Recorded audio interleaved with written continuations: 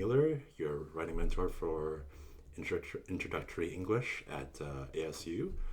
I'm going to talk about this quote from Gertrude Stein, famous American Modernist author. It says, "A writer should write with his eyes and a painter paint with his ears." It's from What Are Masterpieces and Why Are There So Few of Them, which is still a good question. It's from 1936.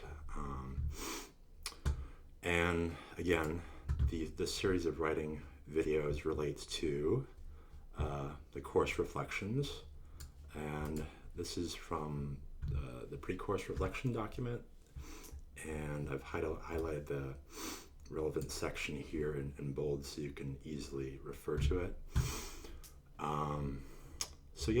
Gertrude Stein, she's probably most famous, I think, for writing her autobiography of Alice B. Toklas, and Alice was Gertrude's longtime partner, and they were even ambulance drivers in World Wars I and II. I think they were also featured in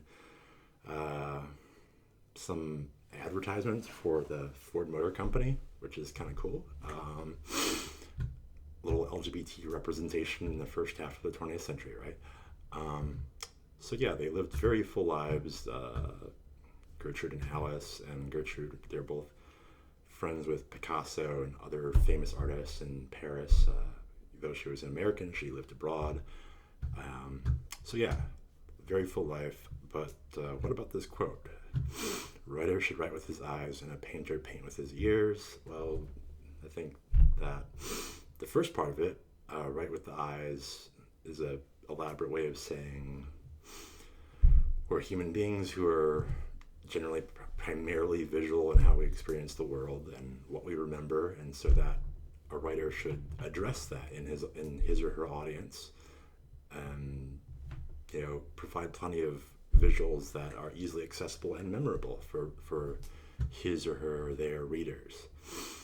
The second part is where it gets murky for me. A painter paint with his ears. I guess that sounds like trying to transcend the medium of painting. Try and become like a musician, even though one is a painter. In terms of this one here, multimodality, engaging images. This quote, that's why I kind of chose this quote. It seems to address why we add visuals and audio to our portfolios. It's to make them memorable, based on at least what the quote said to me. So that's another way of looking at the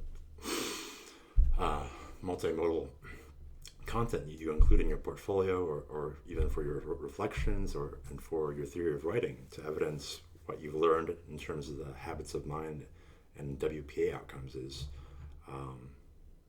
like, how can I make this memorable for my readers? And among those readers are your course instructors, so it'll help to make it memorable for that individual especially. So when you're writing, when you're composing in a multimodal manner, keep in mind that we're very visual creatures, and also that it can be possible to transcend genre, because though we are in introductory English class and we're writing, and revising, we can still try to push our limits here per the second part of the quote. All right, thank you very much for listening. I'll talk to you next time.